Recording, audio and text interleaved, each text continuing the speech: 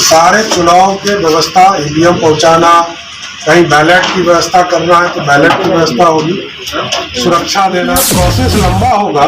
तो ऐसे परिस्थिति में यह राज्य निर्वाचन आयोग तय करेगा कि कहां कहां किस फेज में चुनाव।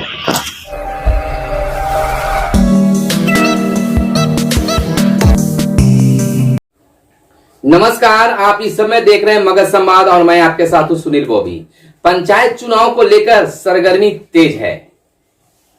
पंचायतों में उम्मीदवारों की भागदौड़ भी तेज है और सरकारी तौर पर माने, आधिकारिक तौर पर माने तो अब उल्टी काउंटडाउन शुरू हो गई, यानी उल्टी गिनती अब चुनाव को लेकर शुरू हो गई है।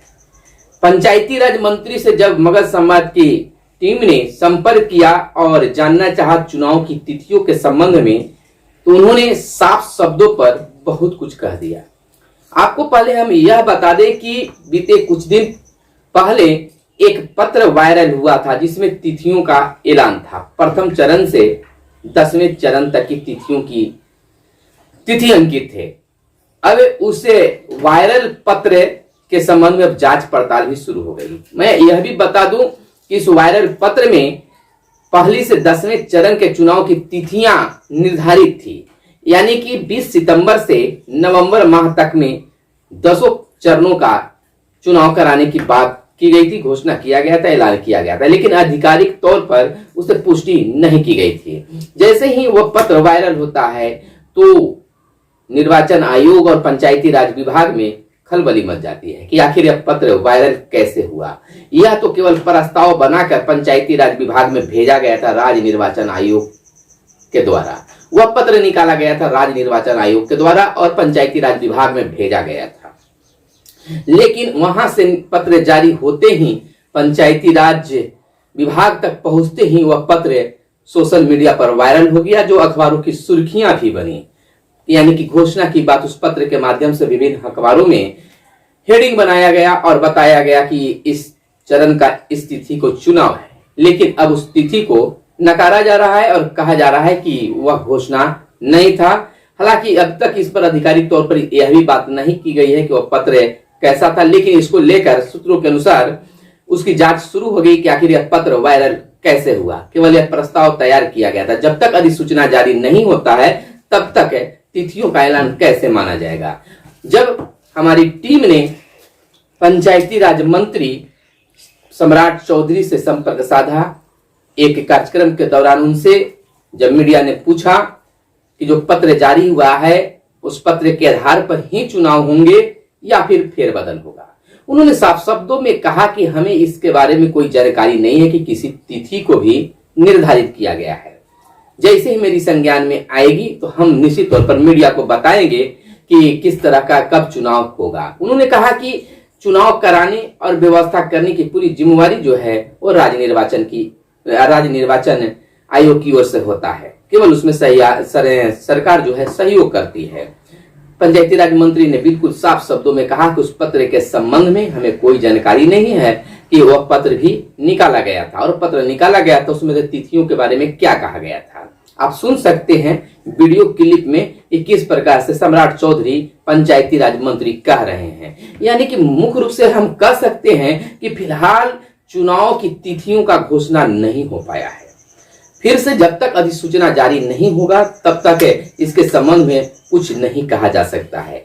फिलहाल आपने भी देखा होगा कि चुनाव की तिथियों के संबंध में अखबारों में और अपने चैनल पर भी आपने देखा है, विभिन्न चैनलों पर भी यह बात को लाई गई थी कि एक चिट्ठी के माध्यम से इस तरह से मैंने भी एक वीडियो बनाकर आपके बीच रखा था, पत्र को भी दिखाया था, लेकिन अब पत्र को निरस्त कर दिया गया है और कहा जा रहा है कि जब तक अधिसूचना जारी नहीं होता है तब तक कुछ नहीं कहा जा सकता है। हालांकि उस चिट्ठी के विषय में वायरल कैसे हुआ इसकी जांच पड़ताल जारी है। हमेशा आपके चैनल मगध संवाद पंचायत चुनाव को लेकर हर अपडेट को आपको बताते आया है और अंतिम तक बताने का प्रयास करेगा, हमेशा करते आया है। सबसे बड़ी बात है कि आपके मगध संवाद के द्वारा आपके चुनाव प्रचार में सहयोगी बनना चाहता है, आपको सहयोग करना चाहता है तो आपके लिए विज्ञापन की सुविधा दी गई है। पोस्टर लगाया जाएगा और पोस्टर के माध्यम से आपको आपके मतदाताओं तक आपकी आवाज को पहुंचाई जाएगी, आपकी बातों को पहुंचाई जाएगी। फिलहाल अभी 15 अगस्त सामने है। इस पर आप अपने मतदाताओं को शुभकामनाएं अपने मगध संवाद चैनल के माध्यम से दे सकते हैं।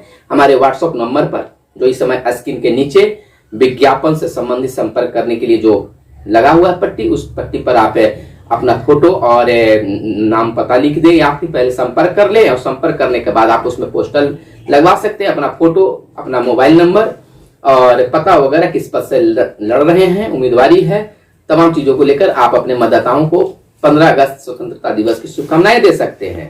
तो ये आपके लिए सुविधा है, तो आप जल्द करें, संपर्क करें और विज्ञापन जरूर लगाएं ताकि आपके मतदाताओं तक आपकी बात पहुंच सके। देखिए, हमेशा आपका चैनल पंचायत चुनाव को लेकर अपडेट देते आया है, तो निश्चित तौर पर आगे भी देते रहेंगे। सबसे बड़ी अपडेट हम ये आपको बता दें कि अभी फिलहाल जो है तिथियों को लेकर कोई अधिसूचना जारी नहीं किया गया है। और इस अधिसूचना की बात कर ले तो पहले भी मैंने बताया था कि 15 अगस्त तक अन्य कामों को करने के लिए जिलाधिकारी को आदेश राज्य निर्वाचन आयोग के द्वारा दिया गया है। और अधिसूचना की जहां तक बात है तो अधिसूचना अगस्त में जारी होने की कम उम्मीद बताई जा रही है। अधिसूचना सितंबर महीने के प्रथम वीक में अधिसूचना जारी हो सकता है और तिथियों का ऐलान हो सकता है, और कब कौन कहां चुनाव होगा इसके बारे में बताया जा सकता है।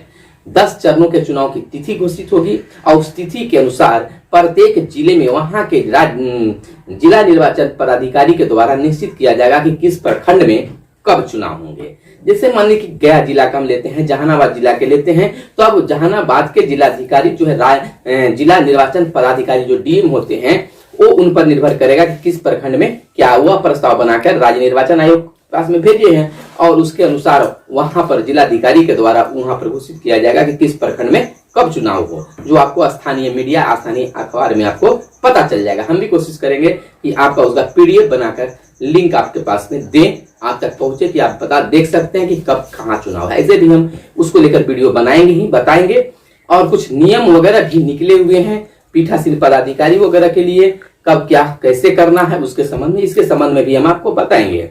लेकिन कई अपडेट अब तक सामने आए हैं कि पंचायत में जो है वह पुलिस बल की तैनाती के साथ है। अगर जिस प्रकार से विधानसभा में चुनाव होते हैं उसी प्रकार से यहां भी आपको एक बेहतर बूथ बनाने की बात कही जा रही है, यानी कि कह सकते हैं कि यहां भी जो है वह आदर्श मतदान केंद्र बनाए जाएंगे, यानी कि एक अच्छा बेहतर जागरूक करने के लिए मतदान केंद्र बनाए जाएंगे और जागरूकता फैलाने के लिए, जागरूकता लाने के लिए भी राज्य निर्वाचन आयोग के द्वारा कार्य किया जा रहा है और किया जाएगा। फिलहाल आप देख सकते हैं। और दूसरी सबसे बड़ी बात यह मैं बता दूं कि जो ईवीएम को लेकर जो संदेशा था कि ईवीएम में क्या क्या होगा, रंग तो आपको पहले ही हम बता चुके हैं कि मुखिया और सरपंच को तो खैर बैलेट पेपर से होगा, वार्ड, पंचायत समिति, जिला परिषद के किस कलर से नाम लिखे रहेंगे।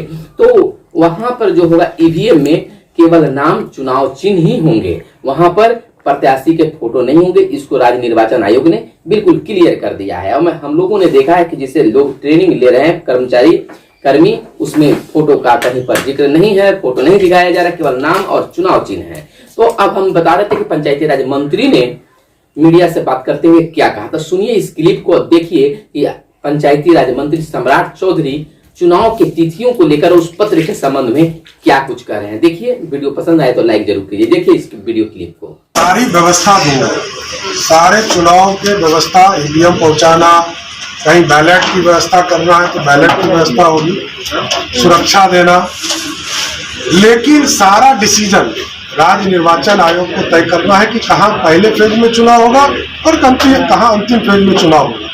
क्योंकि ये प्रोसेस लंबा होगा, तो ऐसे परिस्थिति में ये राज्य निर्वाचन आयोग तय करेगा कि कहाँ किस फेज में चुनाव होगा।